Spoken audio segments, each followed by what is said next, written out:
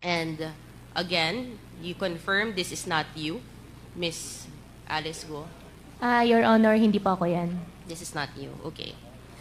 Ang katanungan ko, Miss God, because you're saying that hindi mo kilala at dedemanda mo, ano naman mabe-benefit din nitong si Xie Zhijiang to name you? Your Honor, I think it's better for you to ask him. Kasi siya po yung naglabas ng video, so siya po nakakaalam anong makakapag-benefit po sa kanya. Definitely, hindi po ako spy. Okay. Relax ka lang. Bakit ka galit? Kasi po, ganun din po yung nangyari last time. Sinasabi po nila spy ako. Mahal ko pong Pilipinas, Filipino po ako, hindi po ako spy. Speak in Chinese and tell it. Sige po. 英文嘅話，即係啲間啊是用菲律賓最成啲，唔是用大陸最成啲。因為我來菲律賓揾做年咯，按一位石路吧，按一位習慣石路。中国是不可信的，我们两个人你看一下，曾经都为这个国安部卖命，你看看我的下场。要想不必灭口呢，就把真相呢。Ito ang latest update sa kaso ni dating Bamban-Tarlac Mayor Alice Guo na di umano'y nauugnay sa illegal na aktibidad sa ating bansa. Isang panibagong karakter na naman ang lumutang. Siya, si Xie Zhijiang, isang Chinese tycoon at self-confessed spy na nakadetain ngayon sa Thailand. Eksklusibo siyang nakapanayam sa dokumentary ng foreign media agency sa Al Jazeera. Ipinakita sa video ang listahan daw ng mga state security agent. Isa sa mga nasa listahan, si Go Waping o Alice Guo. Ayon kay Zizang, kilala niya si Alice Guo. Hiningan daw siya nito ng pera para sa kampanya noon sa pagiging mayor ng Bamban-Tarlac, pero hindi niya pinagbigyan. Ipinakita rin sa video ang sinasabing hometown ni Alice Guo sa Fujian, China, na malapit sa Chinese Communist Party office. Sa huling bahagi ng report, nagbigay ng mensahe si Zhijiang kay Alice Guo. 郭海平，中国是不可信的，我们两个人你看一下，曾经都为这个国安部卖命，你看看我的下场。要想不必灭口呢，就把真相呢，就告诉全世界。Ang video na yan ay pinalabas ni Representative Chino Almario sa pagdinig ng kamera nang matanong rito si Alice Guo kung kilala ba niya si Zhijiang, agad itong dumepensa. Again, let me ask, Go Waping, kilala mo ba si Xie Zhijiang? Yes or no? Your Honor, yung Xie Zhijiang na sinasabi niyo po, yan po ba yung pinakita niyo po kanina sa akin sa picture? Correct. Hindi ko po siya kilala. At sana po, Your Honor, Mr. Chair, makuha ko rin po yung details. Gusto ko po magdemanda. Hindi ko po sila kilala. Hindi natin madidemanda, Miss Alice, dahil kasi he's in jail in Thailand. And the reason why he's speaking the truth now is because, as he was saying that din in the video, although hindi lang pinakita dito, is that he is also being illegally detained daw, sabi niya. Kaya sa galit niya, he wants to speak also the truth out to the world, na iniipit na rin siya ng Chinese Ministry of State Security. Tila napiko naman si Alice Guo nang matanong paulit ng ilang kongresista. Your Honor, I think it's better for you to ask him. Kasi siya po yung naglabas ng video, so siya po nakakaalam anong makakapag-benefit po sa kanya. Definitely, hindi po ako spy. Okay. Relax ka lang. Bakit ka galit? Kasi po, ganun din po yung nangyari last time. Sinasabi po nila spy ako. Mahal ko pong Pilipinas, Filipino po ako, hindi po ako spy. Okay, relax lang. Relax ka lang.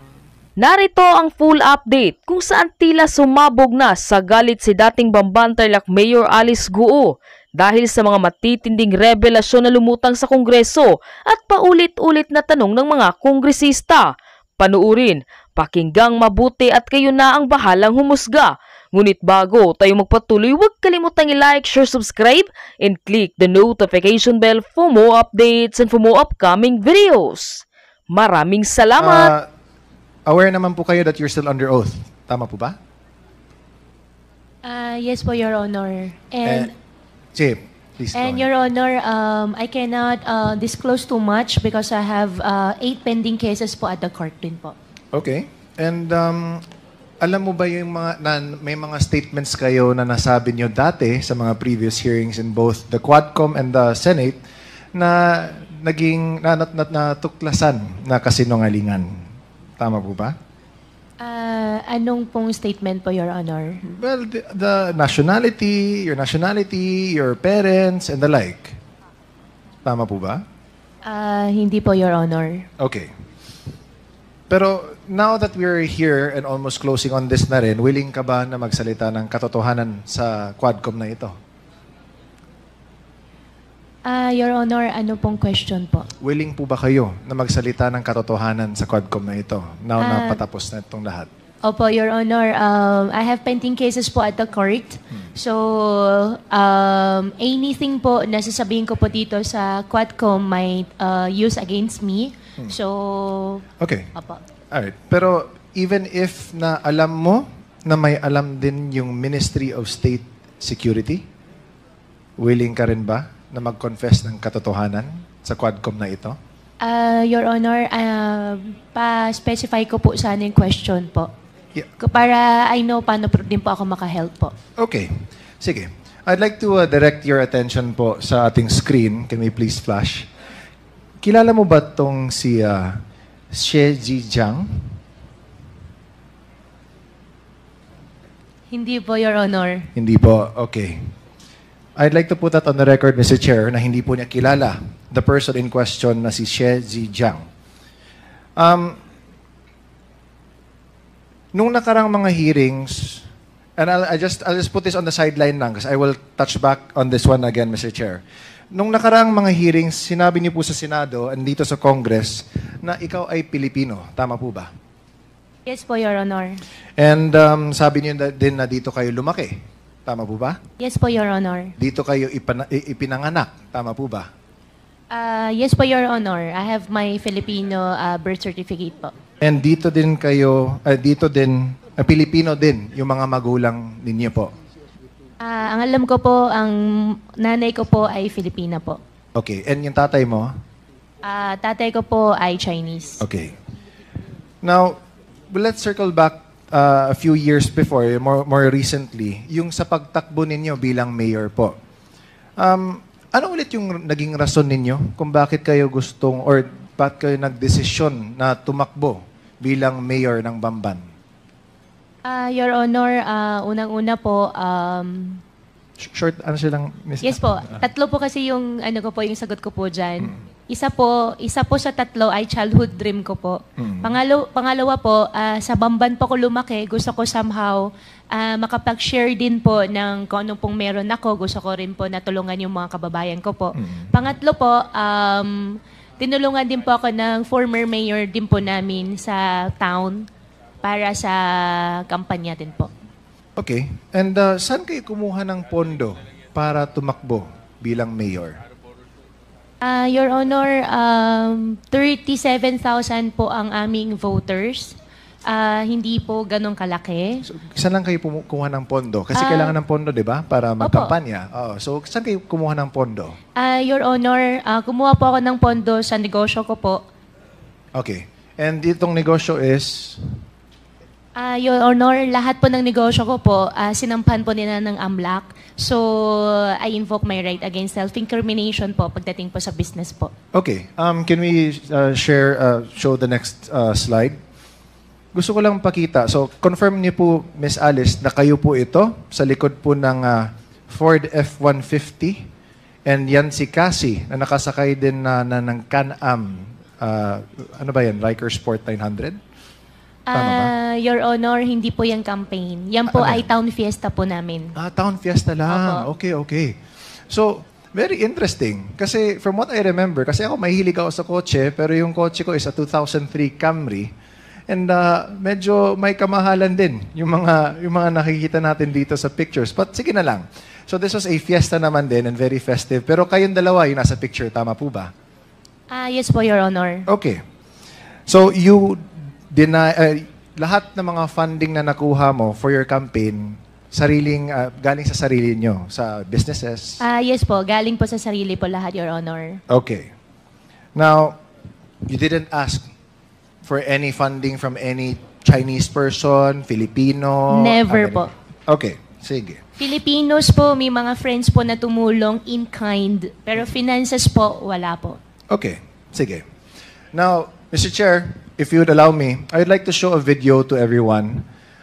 This is from Al Jazeera. And if I may, Mr. Chair, also request humbly that this may not be taken out of my time, as this is very revealing also in nature, if it's okay, Mr. Chair. Certainly. Thank you, Mr. Chair. Congressman Almario, the better Almario. Anyways, please, Comsec, can we please play the video? 我接收到很多这个中国公安部和“一带一路”的这个机密啊，一些事情呢还和最高层的未来有关系。我被送回中国一定会遭到灭口啊！ Wang Fugui met Sher in prison and says he witnessed an attempted attack on him. 60-70个泰国人对我们10多个中国人进行那个无差别的袭击。为什么知道是针对佘志安先生呢？是因为这些泰国人相互说话当中就是有在找佘志江，那个时间是他律师会见的时间，然后所以说躲避了这一次袭击。 Thai prison authorities did not respond to our request for comment. Wang spent 5 years in jail battling charges related to credit card fraud before being found not guilty. He says he became good friends with Sher when they were placed in the same cell. He's now the custodian of many of the tycoon's alleged secrets. 他有在亚太上留下很多那个待解密的那些档案，目前受到他的那个授权所解密的那些内容只是部分的内容而已，但是这些内容涉及到了那些国安人员的名单。He allows us to take a look. One file in particular catches our attention. It's a dossier about Guo Huaping or Alice Guo, former fugitive and embattled ex-mayor of a small town in the Philippines. Now in police custody, Guo is being investigated for alleged ties to scam operations and money laundering. He's also accused of being a Chinese spy. 菲律宾的这个郭华平的，我用这个手机来跟他通过话，当时呢还要。 Sher says Guo once asked him to help fund her political campaign. 那我更不想得罪这个菲律宾政府了，所以一直就或者没有给钱。 Guo has repeatedly insisted she was born in the Philippines, a prerequisite for office holders in the country. But Sher's dossier lists China as her place of birth. Guo had previously claimed she's the daughter of a Filipino woman. But according to this document, her mother is a Chinese citizen called Lin Wenyi. The dossier also lists a family address in China's Fujian province. This is what our researcher finds when he visits the local office of the Chinese Communist Party. At a nearby village, residents shown photographs of Guo recognize her as the daughter of Lin Wenyi, the same name that appears in Sher's dossier. They say Guo was born here and only moved away towards the end of 2002. Sher says he has a message for the former mayor. 郭华平跟我是不可信的，我们两个你看一下，曾经都为这个国安部卖命，你看看我的下场，要想不被灭口呢，就把真相呢，也告诉全世界。China's Ministry of State Security did not respond to our request for comment. Neither did Alice Guo Huaping. So, Mr. Chair, I'd like to point out to this committee that even if we have been making our own researches, pulling up our own inquiries, this is another source from a completely different party and is unrelated to what we do.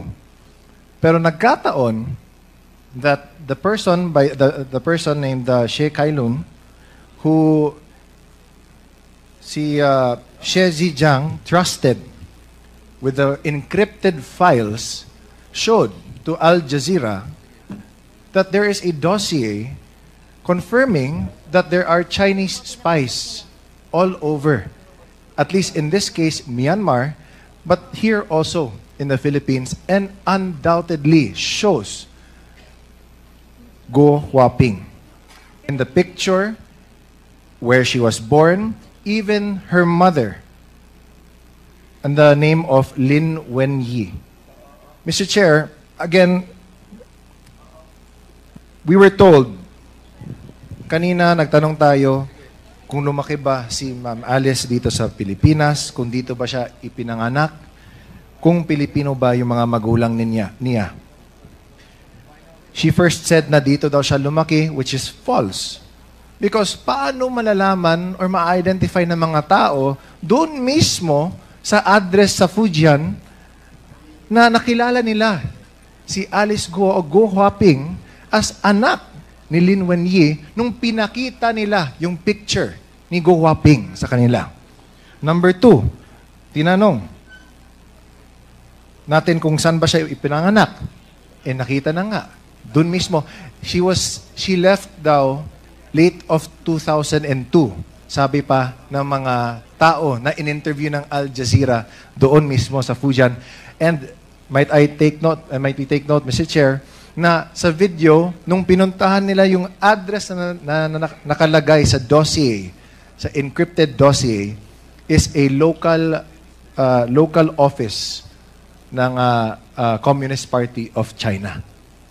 So, Mr. Chair, I think this in itself speaks volumes na. No? Again, nakakainis na time and time again, dinideny ni Guo Huaping lahat ng mga questions na tinatanong namin sa kanya. Okay. Again, let me ask. Guo Huaping, kilala mo ba si Xie Zhijiang? Yes or no?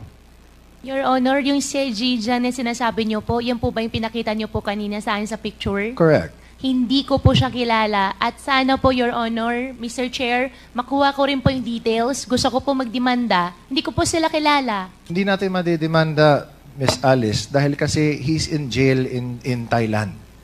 And the reason why he's speaking the truth now is because, as he was saying din in the video, although hindi lang pinakita dito, is that he is also being illegally detained daw, sabi niya. Kaya sa galit niya, he wants to speak also the truth out to the world na iniipit na rin siya ng Chinese Ministry of State and Security. So, what does he have to lose? That's why nga sinabi nga niya sa inyo, Ms. Guo Huaping, na tell the truth. Don't fall to the same mistakes that he has done. Kasi nga, he also fears for your life. Remember, nung Senate hearing, na you mentioned na you didn't want to name names because you feared for your life.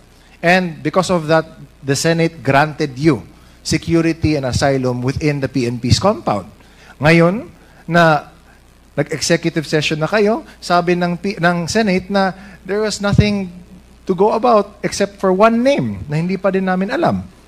But if we look at it, there is no doubt, kitang-kita na. Hindi na galing mismo dito sa Quadcom, pero in an international company that whose job is to search for the truth worldwide.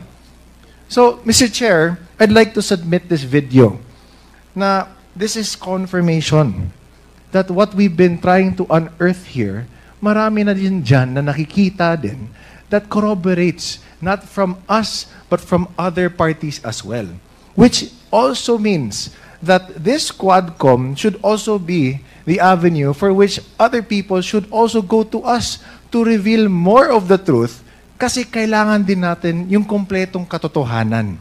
Which is why this is an open call to action, Mr. Chair, sa lahat ng mga nanonood ng Quad Committee meetings natin, na kung may alam kayo, lalo na nakakatulong ito sa pagtingin, sa pagkuha ng katotohanan, please come forward. Kasi this is national security also at stake. She's been denying na may kilala siya, na ultimo, sinasabi niya na ilang beses na siya tinawagan para humingi ng campaign funds. Kung hindi niya alam yun, or if he was saying, if it wasn't even in the same timeline, then he wouldn't have said that. Diba? Timing. Elections natin, doon din siya, tumakbo din siya, humingi siya ng tulong. It all adds up. It all lines up. So, Mr. Chair, I'd like to submit this video to the committee. And I hope na people really try this time na mas marami pa na will come forward to speak truth to this matter. Thank you, Mr. Chair. Thank you, Congressman Almario. So, before we recognize the next interpellator, may tanong lang ako kay Miss Go Waping. So, hindi mo kilala yon, ano? Your Honor, unfair naman po para sa akin. Hindi ko po siya kilala at never po ako humingi ng campaign fund entirely. Never po ako humingi ng campaign fund during my campaign period. At nung video na pinakita po ni Congressman Chino po kanina, hindi ko po siya kilala. At gusto ko rin po na iparating sa lahat ng kababayan ko at buong Pilipinas na rin po. Mahal ko pang Pilipinas. Kasi nabanggit dun sa video na you're probably a spy. Hindi po ako spy. So, hindi ka spy. Totally po, hindi po ako spy. Hindi ikaw yung nasa picture. Hindi po ako spy, hindi po ako nasa picture, at hindi rin po, Your Honor, ako yung sinasabi niya. Kasi yung parang pinakita niyang dokumento, I don't know if that is a birth certificate from China, it clearly shows a picture that resembles your feature. Di ba? So, 1, 2, pangalan mo, yung Go Waping. Tapos yung place of birth mo, nakalagay daw doon. Nakalagay, China di ba? So, how will you now tell us and convince the Filipino people na ikaw ay hindi spy at ikaw ay hindi involved dito sa Pogo? Your Honor, I think our government agencies can prove din sa darating ng araw na hindi po ako spy dahil hindi naman po talaga ako spy. Secondly, yung tao po na nasa video po kanina, I'll find way para, hindi ko po alam kung paano, pero I'll talk to my lawyer, especially the network, magdidemanda po ako. Okay, sige.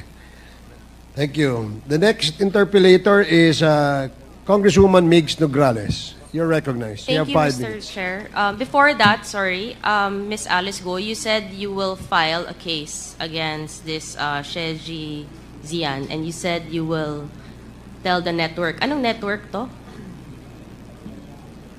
Per my record po, kung di po ako nagkakamali, Al Jazeera Network. Okay, Yung thank nakita you. ko po kanina. Pero babalikan ko po kung tama po yung naisulat ko po, Your Honor. Thank you. Mr. Chair, I'll go back to some questions in relation to the video. So again, Ms. Alice Go, Mr. Chair, you are denying that you are Chinese spy. Hindi po ako Chinese spy. Well, Mr. Chair, wala naman atang spiya na mag-aamin na spiya siya. No. So, it really begs the question. But anyway, alam nyo ba, Ms. Go, na itong si She Ziyang, na umamin na Chinese spy siya, na sinabi naman niya, kilala ka niya, ay inamin niya na dito siya na-recruit sa Pilipinas. Your Honor, I cannot answer your question dahil hindi ko po siya kilala. So, to put in record, Mr. Chair, this video showed, mahaba kasi to, it's an excerpt of the video, that inamin niya na recruited siya dito sa Pilipinas. In fact, can we show lang na nagpakita siya ng picture, na nandito siya sa Pilipinas. I think it's one of the recruiters. Kung pwede lang natin mapakita yung picture na yon.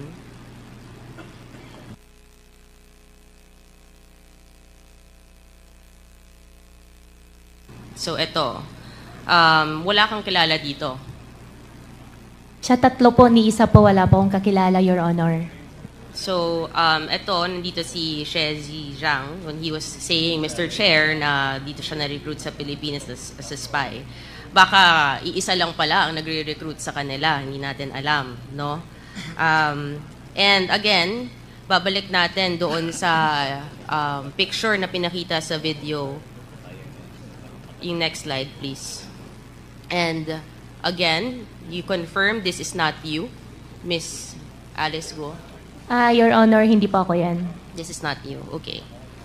Ang katanungan ko, Ms. God, because you're saying that hindi mo kilala at dedemanda mo, ano naman mabe-benefit din nitong si Sheji Zhang to name you? Your Honor, I think it's better for you to ask him. Kasi siya po yung naglabas ng video. So siya po nakakaalam ano yung makakapag-benefit po sa kanya. Definitely, hindi po ako spy. Okay. Relax ka lang. Bakit ka galit? Kasi po, ganun din po yung nangyari last time. Sinasabi po nila spy ako. Mahal ko pong Pilipinas, Filipino po ako, hindi po ako spy. Okay, relax lang. Relax ka lang. Diba? You don't have to be so riled up if you know the truth. Right? So, you categorically will keep denying what Shezi Zhang is saying. Right? He mentions na pinanganak ka sa Fujian, China. And na nanay mo si Lin Wenyi. Correct? Allegations po niya yun, Your Honor. And who is Lin Wenyi? Your Honor, Lin Wenyi is the partner of my father. And about my citizenship naman po, I think there is already I'm not asking court anything about your na po. citizenship. I'm just asking who Lin Wenyi is. Pinapangunahan mo ako sa mga questions ko. Hindi ko naman tinatanong. Masyado kang defensive. You know, mga actuations mo, medyo, it's showing something, Ms. Guo. So, itong address mo na pinakita, pakita natin yung picture ulit. Yung address nito, Mr. Chair, is apparently the local address of the Chinese Communist Party. Sigurado ka, hindi mo namimiss to? Walang memories? Never ko po nakita, Your Honor. Baka lang, may emotional ka ngayon eh. Baka lumabas ang emotions mo dito. Your Honor, emotional po ako dahil unfair po para sa akin, para sabihan po ako na spy po ako. Okay, I'm asking about your house now. So, eto, Your Honor, that's not my house. Okay, this is in Fujian. Balik lang natin sa last hearing na meron pinakita si Congresswoman Luistro, no? Yung nagko-congratulate yung people of Fujian sa kanya. So, kung hindi ka taga dito, at mukhang taga dito naman yung sinasabi nilang bahay nila, bakit naman din? Pakita nga natin ulit. I think we have that, no? That the people of Fujian was congratulating the first mayor na naging mayor dito. Yan. We have a translator here. Do you understand what is written? Yes, this is like congratulating for winning as the mayor. Okay, and then these are the people who prepared this congratulatory page. Those are the people, yung mga pangalan. Below, yes po. Okay. Baka kunin natin, Mr. Chair, yung mga pangalan na yan. Yeah, can you please post it again? Yan. Oh. Sino-sino yan? It is from Jinjiang, Jinjing Shen. Yeah, it's an association of the hometown. It's in Jinjing Shen. Which is in Fujian, I think. Yes, it is. Which is basically where what we saw in this video, Mr. Chair, kung saan talaga sinasabing galing ang si Miss Alice Guo, no? And then itong si Lin Wenyi, na tinatanggi naman po ni Miss Alice Guo na hindi mo nanay, no? Which later on, nakakalungkot if she really is your mother, na you're denying your ties to your mother. Sinabi din sa documentary, Mr. Chair, na umalis nga daw siya, sabi ng mga residente doon, na umalis siya towards the end of 2002. From the previous hearings, we have a copy of the Special Investor Resident Visa. Yung next slide, please. Yan. Na dependent siya ni Lin Wenyi. Galing nga sila from Fujian.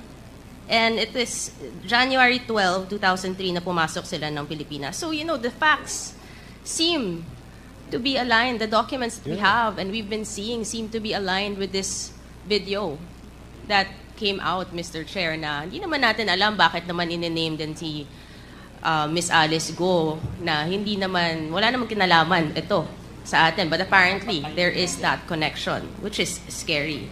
We go back to Lin Wenyi, which you have said this is the partner of your father, your Chinese father. Yes, Your Honor. Yes. And you said, naman, na you will only be into business with those you're very close with and those you trust, correct? Yes, Your Honor. Yes, you said that last hearing. And yung lumabas nga yung mga corporations, makita natin, they're about, pakita natin yung almost similar to the table that we showed last hearing, or 2 hearings ago. Ito yung mga corporations mo. Ang daming beses lumalabas nga nitong si Lin Wenyi, na lahat ng mga kasama sa corporations na yon are actually family members of yours. Your brother, your father, right? And ngayon, nanay niya. Itong Lin Wenyi. So it is a family corporation. So, Miss Alice, itong nangyari dun sa video, meron sinasabing yung Yatay Group. Ito yung company ni Mr. She Zhizang. And actually, itong business ni She Zhizang ay katulad ng mga negosyong tinayo mo sa Bamban, Tarlac. There's a picture na alos magkapareho siya. And do you know that itong si She Zhizang, link yung mga businesses niya, kaya nga siya nasa Thailand ngayon with human trafficking, extortion, and cyber scams, which are the very same crimes na tinitingnan natin ngayon, Mr. Chair, na nangyayari sa mga illegal POGO operations dito. If I may be allowed to play an excerpt of that video again, Mr. Chair, to show what's happening in Myanmar. Please proceed.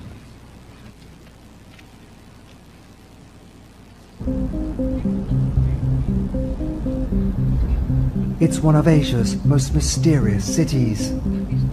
A pulsing boomtown in a war-torn region of Myanmar.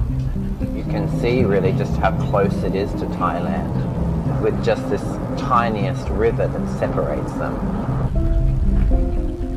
Across the border is Yatai New City. Once a sleepy rural town, it's been transformed by vast sums of Chinese money. Judah Tanner used to run a school near where the neon-lit buildings now stand. It really is Myanmar's version of Las Vegas or Macau. Just a few years ago, it was rice fields and cornfields. Basically overnight, we've just seen it erupt into this city that just goes as far as the eye can see. It's Lunar New Year.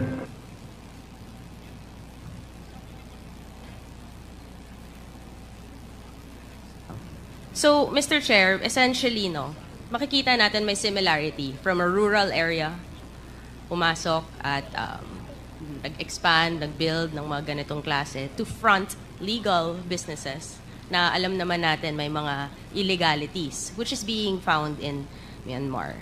And ito yung sinabi ng Chinese spy na si She Zhizang.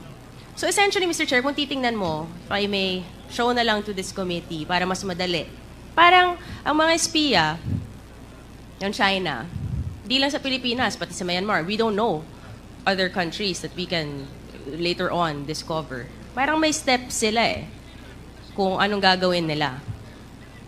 Parang, step 1, pumili kayo ng bansa. Halimbawa, itong Philippines sa atin, Myanmar, Thailand. Step 2, pumili ng lugar na pagtatayuan ng mga industrial complex, which we have seen in Porac, Pampanga, and in Bamban, Tarlac. Step 3, maghanap ng mga dayuhang Chinese na mumumuhanan na tutulong magtayo ng negosyo. Kita natin, yung kapatid ni Michael Yang, nakatanggap halos 2 billion pesos mula 2018 hanggang 2021. Si Zhang Yujin, nakita natin guilty sa Singapore para sa kasong money laundering na incorporator ng Baofu. At si Jiang Zhongguo, yung ama ni Alice Guo, na incorporator din, na sinasabi nga niya, yun yung nagsimula, diba? Na nagpondo rin sa kanya sa mga businesses. There's this trend, Mr. Chair, na galing sa Chinese, nagsisimula, or kung grandfather man, ganito yung mga paulit-ulit na kwento Then there's step 4, kukunin ang mga loob ng mga residente at gawing dummies. nakita natin, I think, di ba may mga nag-surrender, I think over the past few days, Mr. Chair. Itong si Thelma Laranan, Rowena Evangelista, tindahan sila ng mga gulay, no? May mga barbecue stall na obviously hindi naman nila kaya mag-incorporate or to give itong mga capital sa mga malalaking negosyo na nag-surrender na ginamit lang sila. I don't know kung paano nila ginawa ito. Basta kinukuha nila yung loob ng mga residente kasi syempre may mga pangangailangan siguro at hindi naman nila iniisip kung ano yung magiging repercussions. Then there's step 5 na maghahanap ng makapangyarihan na tao na may pera at impluwensya sa gobyerno na alam natin na tinatanungan natin na ngayon hindi na natin makita, Mr. Chair, ang dating presidential spokesperson na kita natin. Tinulungan niya, bigyan ng permit, ang mga pogo, known personality who's the lawyer and owns several properties connected to what we have been seeing the past few hearings. Then there's step 6, mag-incorporate na ng mga kumpanyang mukhang legitimate sa una. Diba? Nabigyan na natin ng lisensya itong Hongshen. And then na-raid yung Baofu compound. Yung Lucky South 99 nagsimula as a BPO, sa BPO at real estate industry. Ngunit inamend na yung AOI niya noong February, doon na pumasok yung POGO. So they can start incorporating in the guise of a legitimate business na mamaya magiging illegal naman. Then there is the next step, magkakaroon nga ng corporate layering na. At nakikita natin sa mga different corporations like Baofu, itong mga corporation ng mga Yangs, itong mga corporations nila Miss Alice Guo. Nakita natin sa Matrix today, there are so many corporate layers na pag tinignan mo, it all ties back to 2 personalities who are here. Actually, 3 personalities who are here na magkakasabwat, Mr. Chair. And of course, step 8. Then, dito na, pag nangyari na tong lahat, magkakaroon na ng illegal na gawain na may mga human trafficking, money laundering, illegal gambling, love scams, tax evasions, at iba pa. You know, Mr. Chair, nakakalungkot. So, ito, titingnan natin, steps 1 to 8. Mukhang ito ang kumbaga standard siguro nila or mission order ng mga espiya na to na nakakalungkot na pumasok sila ng Pilipinas. Pinayagan silang pumasok ng Pilipinas dahil bawal sa kanilang bansa itong mga gambling, offshore. Pumasok ang China dito.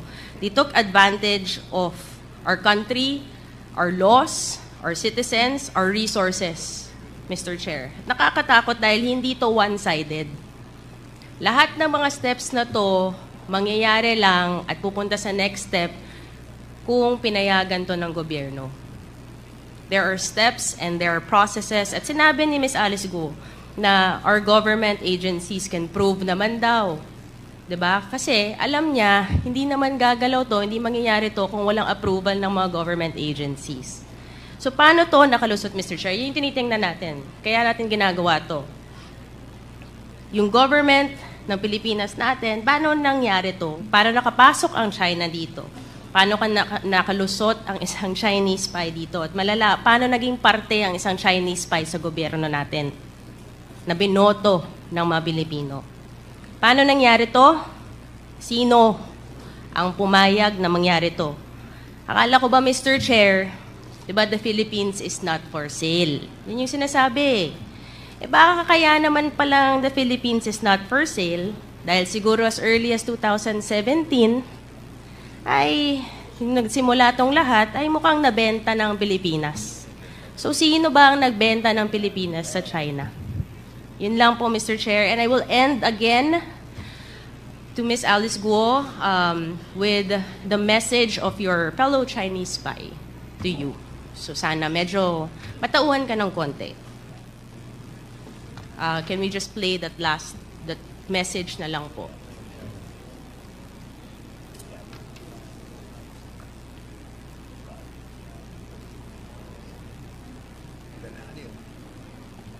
Hindi, meron pa eh. Yung last part. Message yan.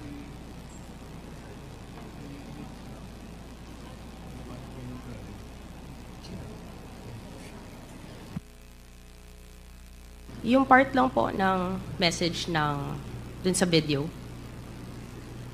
The last part. Yes, the last Can part. you fast forward to the last part? Yung statement. 我接收到很多这个中国公安部和“一带一路”的这个机密啊，一些事情呢还和最高层那位呢有关系。我被送回中国一定会遭到灭口。 Sa last part po. Wang Fugui met She in prison and says he witnessed an attempted attack on him. 6起。 Sa last part lang po yung message po ni She Zhijiang.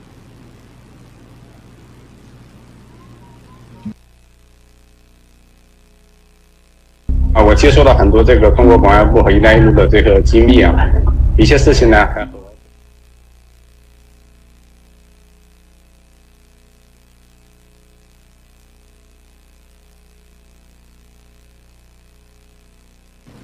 Sige po, yung sasabihin ko na lang kung nagkakaroon ng technical difficulties, hindi ko masasabi in Chinese, baka kasi mas makarelate sila eh, Mr. Chair, sayang, di ba? Pero... But there was a English translation Yes. sa baba eh. Oo. Kung nasa last part kasi siya eh. Ayan, ayan. Ayan po.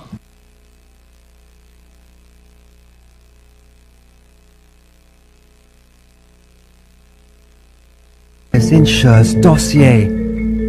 They say Guo was born here and only moved away towards the end of 2002. She says he has a message for the former mayor. 郭海挺生活是不可信的，我们两个你看一下，曾经都为这个国安部卖命，你看看我的下场。要想不被灭口呢，就把真相呢，也告诉全世界。China's Ministry of State Security did not respond to our requests for comment. Thank you. Neither did Alice Guo Huaping. So, Mr. Chair, I end my interpellation with that. Thank you. Okay, thank you, Congresswoman Nograles. Born out of a most interesting discovery from the separate hearings of the Committees of Dangerous Drugs, Public Accounts, Human Rights, and Public Order and Safety. Mukhang may natisod po kami. Mukhang may koneksyon at pare-pareho ang cast of characters. The criminal enterprise has penetrated us and has been operating with quiet impunity. And out of these operations that led to a monopoly of crimes, crimes such as human trafficking, kidnapping, prostitution, murder, love scams, crypto scams, at lahat na ng cybercrimes. Hindi lang po yan. Nagsimula na silang kamkamin ang lupa na dapat para sa Pilipino. Para sa Pilipino lamang. Gamit ang iba't ibang korporasyon at mga individual na mabanyagang pretending to be Filipinos sa pamamagitan ng pamemeke ng mga birth certificates at iba pang government IDs. This is a serious threat to our national security and our sovereignty as a nation. As the investigations progress, there were corporations that kept surfacing with familiar names, names that have been tied to cases, controversial investigations in nature. Dahil po dito, we went into a deep dive into these corporations. Are they really connected? Using open sources, documents from SEC, at mga records na naisumite sa iba't ibang committee na bumubuo ng Quadcom, we discovered a pattern, a partnership, an alignment. Nung nakita po namin ang pattern, sinundan po namin ito pataas. Ang mga korporasyon na ito stripped it of its layers to get to the top and through it all. And we have discovered and identified at least two main actors or players in the issue of drugs, illegal activities associated with POGOs. At ang dalawang aktor na ito ipinakikilala ko po sa inyo si Michael Yang at si Alan Lim. Marami nang naisulat at nire-report at naging usap-usapan tungkol kay Michael Yang. Michael Yang has been linked to various controversies in the past. This includes, among others, his alleged involvement in the importation and proliferation of drugs into our country. Nadawit din po ang pangalan niya sa Pharmally. Si Michael Yang din po ay ang former economic advisor appointed by the former President Rodrigo Roa Duterte. Then, there is Wei Zhonglin, aka Alan Lim. Kagaya po ni Michael, he is no stranger to articles written about him and other controversies. According to reports, Alan Lim and Michael Yang are business partners in the drug trade. Sila po ay tahasang pinangalanan ni Colonel Asierto as being so. At sa kanya din po ang isa sa mga naunang pogo sa ating bansa. In studying these individuals, napansin po natin that they use the same set of people and build multiple layers for their corporations. Layering, pero nabuko natin dahil sa pattern ng kanilang nominees.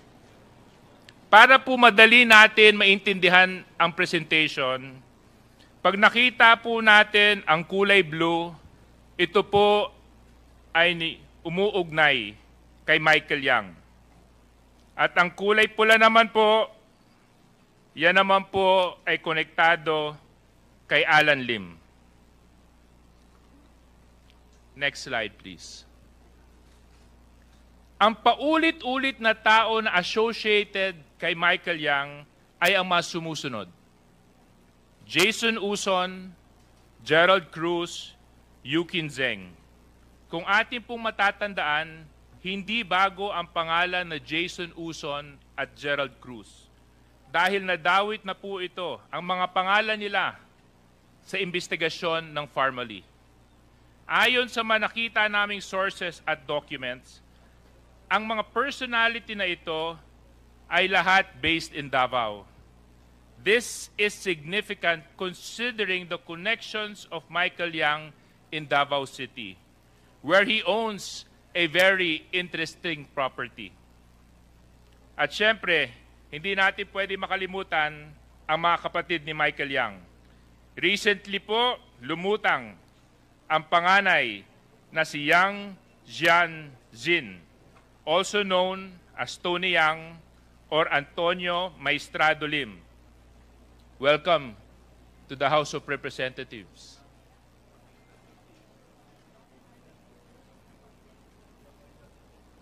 At ang kapatid niyang si Yang Hongjiang. Ang magkapatid rin na Michael Yang at Hongjiang Yang ang may-ari ng DCLA Plaza at Yangzi Group Trading Company. Kamakailan lamang ay napag-alaman natin na nariyan din pala si Tony Lim. Davao City Los Amigos Plaza, DCLA, which was incorporated in 2011 in Davao City, is one of the first known businesses established by Michael Yang. Connected to this complex web of corporations that are involved in the proliferation of criminal activities in the Philippines. Sa affidavit na isinumite ni Arturo Las Cañas sa ICC, base sa mga reports, ay itong DCLA Plaza ay ginagamit lamang bilang front ni Michael Yang to conduct his illegal activities. Dito daw labas-pasok ang mga drug couriers. Ang Yangzi Group Trading Company naman po ay isang korporasyon din na pagmamayari ni Hongjiang Yang at Michael Yang na sangkot sa mga illegal importation ng mga iba't ibang mga goods. Puntahan naman natin si Yang Jianjin o si Antonio Maestrado Lim.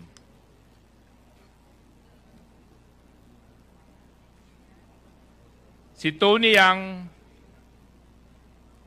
is the eldest brother among the Yang brothers. Siya daw ang totoong mastermind at architect sa lahat ng operasyon ng criminal syndicate ng Yang brothers dito sa ating bansa. Tony Yang is based in Cagayan de Oro where he owns multiple businesses katulad ng Yang Z Hotel, dating Pogo Hub, at ang Philippine Sanja Steel Corporation na involved sa rice smuggling at human trafficking. Siya din ang presidente at incorporator ng Oroan Incorporated, isang service provider for Shongwei Technologies na pagmamay-ari ni Alan Lim. Si Tony Yang din ang may-ari ng Alwana Business Park where several unlawful activities have been reported. Nung nahuli si Tony Yang, may dala-dala po yang 1.4 million pesos in cash at mga iba't ibang lisensya for firearms. Gusto ko pong bigyang pugay ang PAOK TF. Congratulations po sa inyong paghuli kay Tony Yang. Tulad po ni Michael Yang, it would appear from reports that we have gathered in previous investigations that Alan Lim has a select number of associates whose names constantly and consistently appear in corporations that are owned by him or we have observed are actually connected to him. The most obvious figure in this network of companies of Alan Lim has built is his wife, Rose Nonolin. Sinundan namin si Rose Lin, follow the trail kumbaga, at isa siya na nagko-connect kay Michael Yang at Alan Lim. This is a known fact at makikita po natin mamaya that Rose Nonolin is an incorporator of at least 8 companies where Michael Yang is involved in, such as Piley Estate Group, formerly known as Piley Holdings, Philippine Full Wind Group of Companies. Ang entry point niya sa Pogo ay ang Shongwei Technology. Kung mapapansin niyo po, kapag binaliktad po natin yung pangalan na Shongwei, this is the Chinese name of Wei Zhonglin, aka Alan Lim. Now, what is Shongwei Technology? Shongwei is a Pogo which was registered as a Philippine corporation in 2016. Isa po ito sa mapangunahing Pogo sa ating bansa. While Alan Lim does not appear as a director or shareholder of Shongwei, in any of his corporate records, the Organized Crime and Corruption Reporting Project, OCCRP, reported that Alan Lim, using his identity as Lin Weizhong, served as chairman of this corporation.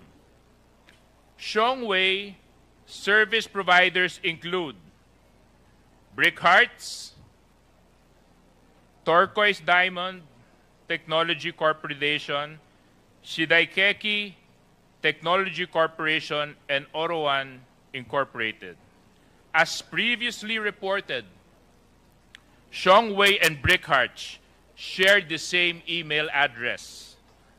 While this alone seems inconsequential, circumstances would show that Shongwei is part of the network of companies belonging to Yang and Lim, which is involved in illegal activities in our country. In fact, it has been reported that Shongwei was involved in 5 of the 7 kidnapping cases reported by Colonel Rodolfo Castil Jr., the Philippine National Police Anti-Kidnapping Group.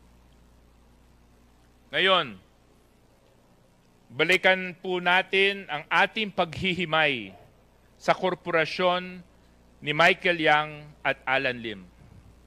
Here we can see that Michael Yang has several persons which consistently appear as shareholders in his companies, such as DCLA Plaza and Yang Z Trading Company. These persons are Jason Uson and Yung Kin Zheng. It would appear that Jason Uson, allegedly a Filipino citizen, consistently owns at least 60% of these companies in apparent compliance of our nationality requirement. On the other hand, Alan Lim, Rose Nonolin, a Filipino citizen, identified to be his wife, consistently appears as a shareholder in his companies. In XRL Holdings, Rose Nonolin is 60% owner, again, in compliance with our nationality requirement. Several companies, Piley Holdings Corporation and Piley Estate Group Corporation, appear to be 50% owned by the Michael Yang Group and the Alan Lim Group, respectively. The same individuals, Jason Uson, Yung Kin Zheng, are shareholders of these corporations together with Michael Yang. Meanwhile, Rose Nonolin, Alan Lim are shareholders from the Alan Lim side. Silipin naman po natin itong Piley Estate Corporation. Ano ang Piley Estate Group? Ang Piley Estate ang nagtayo ng Clark Majestic World, a mixed-use real estate development. Very similar ang mga condominium units dito sa mga residential units na ginagamit ng mga POGO employees. The businesses of Michael Yang and Alan Lim seem to always be involved or associated with illegal activities. For example, there are reports that the people who were held captive were found inside the Clark Majestic World. Another company providing the link between the partnership of Michael Yang and Alan Lim is the Philippine Full Wind Group of Companies. Again, Alan Lim is not a direct shareholder of this company. His wife, Rose Nonolin, is. Consistent po yan sa obserbasyon natin na itong si Rose Nonolin is the representative, kumbaga, ng totoong may-ari na si Alan Lim. Similarly, Michael Yang has no direct shareholdings in the company. Jason Lim, Yung Kin Zheng are also shareholders of DCLA Plaza that own a substantial part in the Full Wind. Mapapansin din po natin si Gerald Cruz. Kung atin po matatandaan, kasama ni Rose Nonolin, si Gerald Cruz, sila po ang mga directors ng Pharmaly Biological Company, the sister company of the infamous Pharmaly Pharmaceuticals. Again, these personalities appear as dummies for Michael Yang. Kapansin-pansin dito na parte sa korporasyon ang kapatid ni Michael Yang na si Hong Zhang Yang. Tignan naman po natin ang karakter nitong si Hong Zhang Yang. Sino naman si Hong Zhang Yang? Ayon sa mga report, kapatid po siya ni Michael Yang. He was also identified as the manager of DCLA store of Michael Yang in Davao City. Napaka-interesting po na pumasok ang pangalan ni Hong Zhang Yang sa Qualified Trafficking Investigation in Bamban, POGO controversy. Bakit? it was reported that Hong Zhangyang's accounts were linked to the transactions amounting to 3.2 billion pesos, which were allegedly used to finance Hong Sheng, the same Pogo which was raided in Tarlac and linked to Alice Guo's Baofu Land Development Incorporated. Sa madaling sabi, ka-joint account po ni Hong Zhangyang si Zheng Yu na incorporator naman ng Hong Sheng Gaming Technology. Flashback muna tayo at balikan po natin si Michael Yang na lumutang doon sa Farmally Senate hearing and investigation. It was established during the Senate hearings 3 years ago na itong si Michael Yang ang financier ng Farmally when it was involved in the procurement of face masks and PPEs. Medyo iba na ito kasi ang pinagkakakitaan niya ay hindi drugs, hindi pogo, kung hindi sa panahon ng pandemya na maraming Pilipino ang napaluhod at pinahirapan ng COVID-19, pinagkakitaan po ang kalagayan ng mamamayang Pilipino.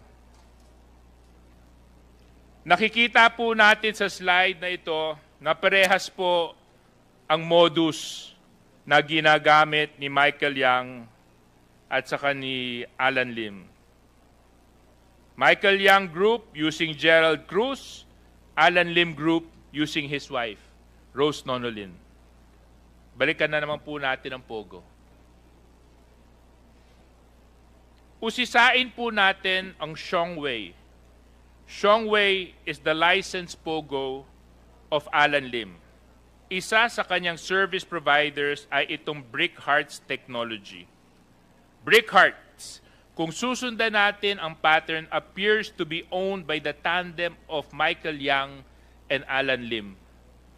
And some individuals who were still investigating, but coincidentally, nung tininan po namin kung saan po sila nakatira, lahat po sila mukhang nakatira sa Davao. At sino naman ang Brick Hearts? Ayon sa publicly available sources, makikita natin na noong 2022, Brick Hearts was involved in a kidnapping incident. It was found that a woman was kidnapped in Pasay, brought to a Pogo dorm in Cavite, where she was sold off to a Chinese national. Binenta ang isang Pilipina sa isang Chinese national. Pagkatapos nito, siya po ay binugbog. Dinala sa isang Pogo dorm in Shuangma Industrial Park in Cavite. Shuangma is run by Brick Hearts Technology. A similar kidnapping incident of a Chinese national was also reported here. Interestingly, Brick Hearts has the same address of Xiongwei Technologies, which is owned by Alan Lim. Di ba kabit-kabit na? Corporate documents of Brick Hearts were also found in the Pogo raid in Bamban, Tarlac. So makikita natin na habang itong Brick Hearts na based in Cavite, bakit ang papel nito ay matatagpuan at nahanap sa Banban? Naglakad kaya ito o sumakay ng isang small boat papunta sa Banban? Let's dig deeper dito sa mga Pogo. Yan po ay ilan sa mga service providers of the Pogo of Alan Lim. Turquoise Diamond Technology, Shiday Keji Technology, at Oroan Incorporated. Bago pa lang natin ito malaman, ang Oroan, sabay na po lumutang ang kapatid ni Michael Yang na si Tony Yang. Makikita natin dito ang iba-iba pang mga personalities na closely associated or dummies of Alan Lim. Makikita rin po natin dito ang link ni Alan Lim sa kuya ni Michael Yang na si Tony Yang. Puntahan naman natin itong Oro1 Incorporated. Ano ang Oro1 Incorporated? Ayon sa AOI, or Articles of Incorporation ng Oro1, ito ay itinayo primary for the purpose of engaging in internet allied businesses and providing call center services sa business processing and outsourcing. However, it was later found out that Oro1 was a customer relations service provider of one of Alan Lim's POGO, which is Shongwei Technologies. Ayon sa mga news reports, meron ding unlawful activities na naganap sa Alwana Compound, Cagayan de Oro, where Oro1 is located. Si Tony Yang ang president at incorporator ng Oro1. At dito makikita ang direct link ni Tony Yang sa kaibigan at close associate ng kapatid niya na si Michael Yang at Alan Lim. Balik naman po tayo sa ibang service providers ng Shongwei, ng Turquoise at Shidaikeji. Based on PAGCOR documents and records, Turquoise, Shidaikeji, and Oro1 are service providers of Shongwei. But what is extremely suspicious here is the fact that two of these service providers, Turquoise and Shidaikeji, were found to be inside the Baofu compound sa teritoryo ni Alice Guo, na ang pogo na ito ay ang Hongzhen Zunyuan. So ang tanong, bakit yun nandun? Dito po natin makikita ang grupo ni Alice Guo na pawang nasa same circle and networks of friends, si Alan Lim and Michael Yang. And as we know, ang Baofu ang kasunod. DS, sinuha mo muna tubig na malamig, baka nauhaw ka na. Now, I'm sure, given the current developments on Alice Guo, that we are all familiar with. Ang Baofu compound, it is the biggest pogo compound in Bamban, Tarlac, and owned by Baofu Development Incorporated. Baofu equals Alice. Uulitin ko po na several service providers of Alan Lim's Shongwei Technologies are linked to Baofu.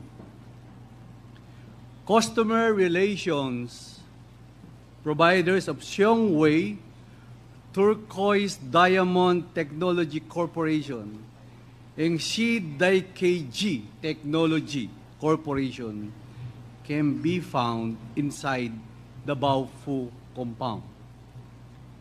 Brickhart's documents were likewise found inside the Baofu compound. Sino pa ang may link sa Baofu? Siyempre, ang Yang. Tingnan po natin ang next slide.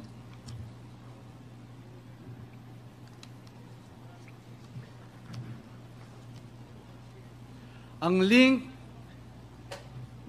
ay na kay Ongjian Yang, ang kapatid ni Michael Yang.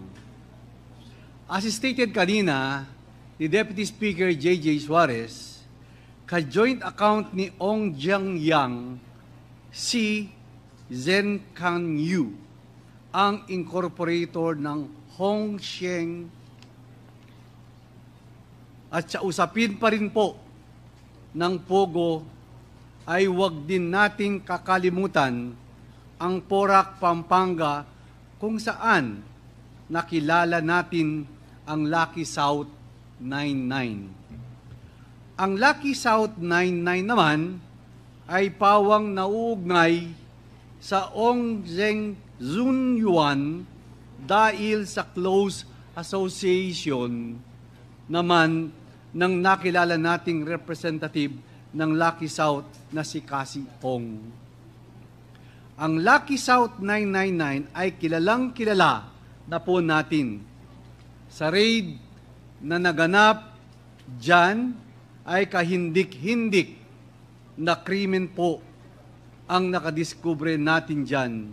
Nariyan ang mga kinidnap, tinorture, pinatay, mga na-recover na videos na may nalalaman po ng pag-aabuso sa mga kababayan o iba pang sex crimes o mga cyber scams. So bakit po natin sinasabing kahit papaano ay kasama ito sa web? Dahil po naman yan ang makikita nating koneksyon dito sa Hong Zeng Zun Yuan o ang Baofu. Tinan po natin ang links. Una po, it follows the same pattern o modus operandi. Nagsisimula po ito sa pagbili ng mga hektaryang lupain kung sa Bamban ay namili ay ang Baofu sa Porac, ang namili ay ang Whirlwind. Pagkatapos po niyan, ay magtatayo ng mga structures o buildings. Diyan, kung titingnan mo, ang halos pare-parehong lang ang prison-like facilities.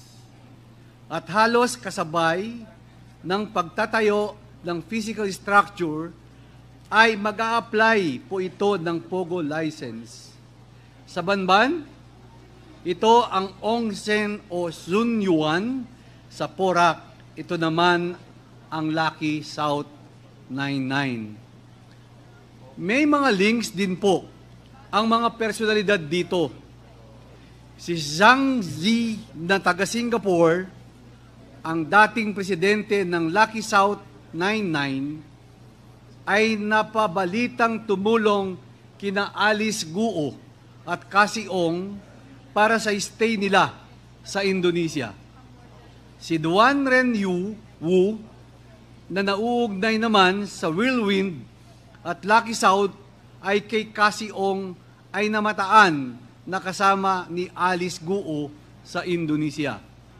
At alam po naman natin na kasama si Cassie Ong ang pamilya Guo abang sila ay nasa ibang bansa sa tangkang tumakas sa lahat ng nakakabit na kontrobersya nila dito sa ating bansa sa Pilipinas. Maliban sa mga links ng ganyan, ang mga nag-ooperate within the Pogo compound sa Banban at sa Porac ay pare-parehong sangkot sa mga krimen na human trafficking, cybercrimes at kung ano-ano pa. Bakit po natin sinasabing kasama rin po dito? Kasi ganyan po ang criminal enterprise. Ang criminal enterprise as defined, it is a group of individuals with an identified hierarchy or comparable structure engaged in criminality activity. Balikan po natin sina Michael Yang, sina Alan Lim. Sa Pogo lang ba? Hindi po. Hindi lang Pogo at Parmali. May drugs pa po. May drugs pa po. Tingnan po natin yung next slide.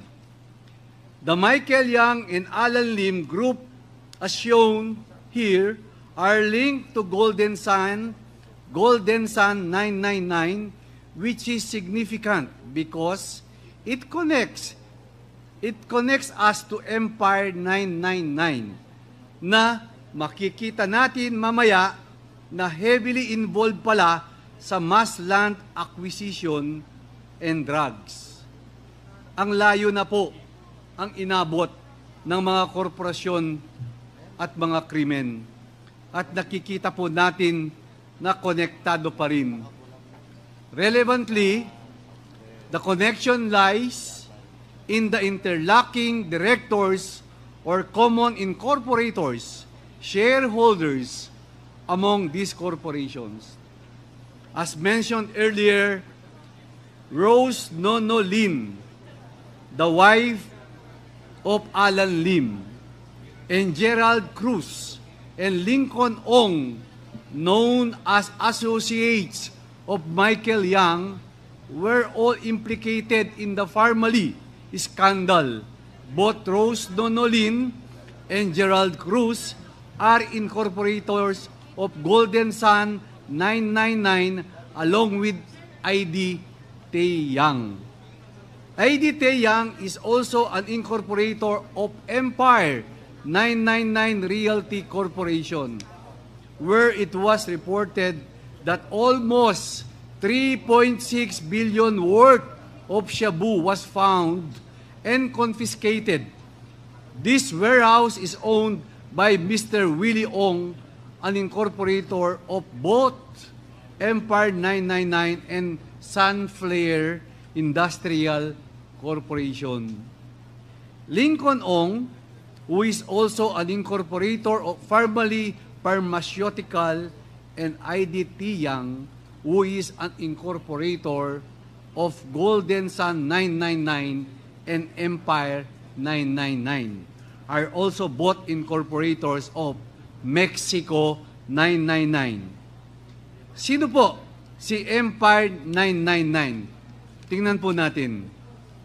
Empire 999 Realty Corporation is a registered corporation with the SEC since 2015, with some of its incorporators being Willie Ong, ID Taeyang, Jack Taeyang, and Alvin Ganituen.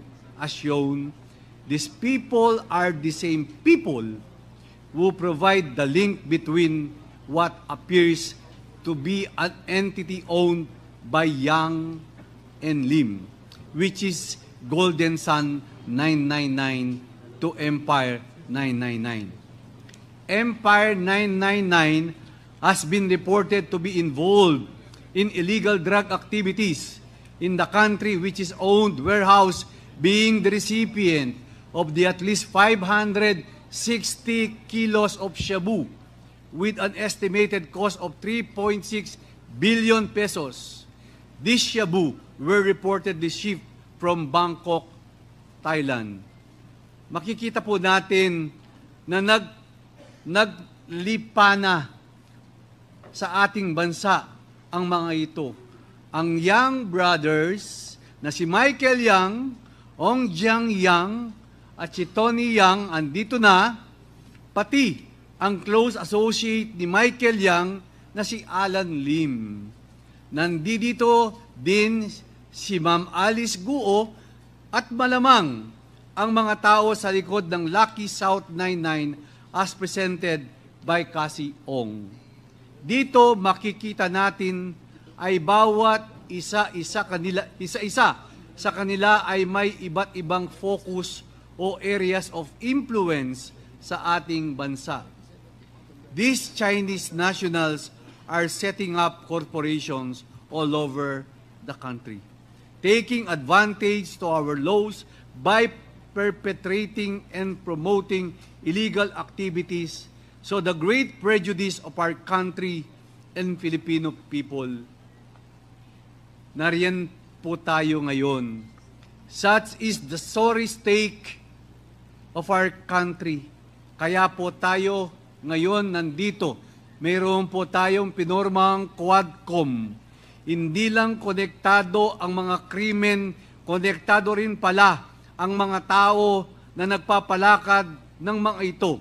Hindi po ito titigil hanggang masisid at masimot natin ang lahat ng pwedeng malaman ukol sa sindikatong ito at kung paano nila nagawa ang pagsasamantala sa ating bansa upang magawa namin ang aming sworn duty at constitutional responsibility para mapalakas sa ating mga batas at maprotektaan ang lahat ng Pilipino.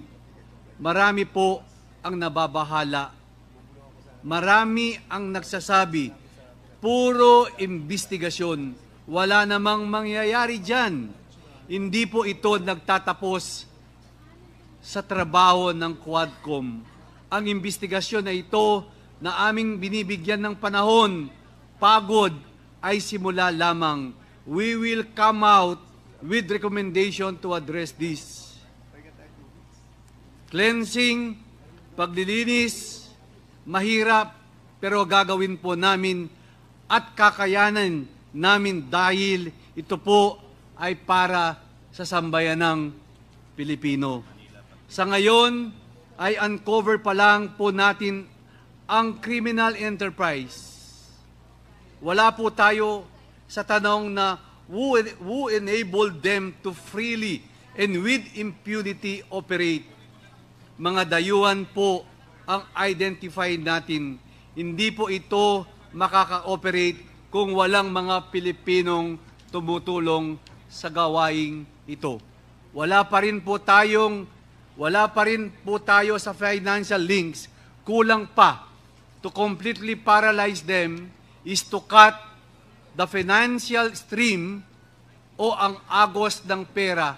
Saan na naman po nagkulang ang ating batas sa dalawang usaping ito? We will end their era. Tatapusin po natin ito. Samahan niyo po kaming miyembro ng Quadcom, itong miyembro ng 19th Congress. Ito po para sa ating bansa. Ito po para sa susunod na henerasyon. Ibalato po natin at ibigay po natin ang magandang bukas sa ating bansa. Hindi lang po ito ang laban ng Kongreso. Laban po natin ito bilang mga Pilipino. Sino ba naman ang hindi naghahangad ng mas maayos na mabuting Pilipinas?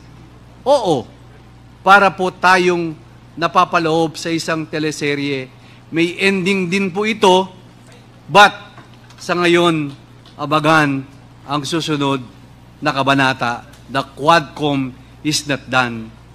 Dakal pong salamat, may pabingid, at thank you very much kay kayong ampo.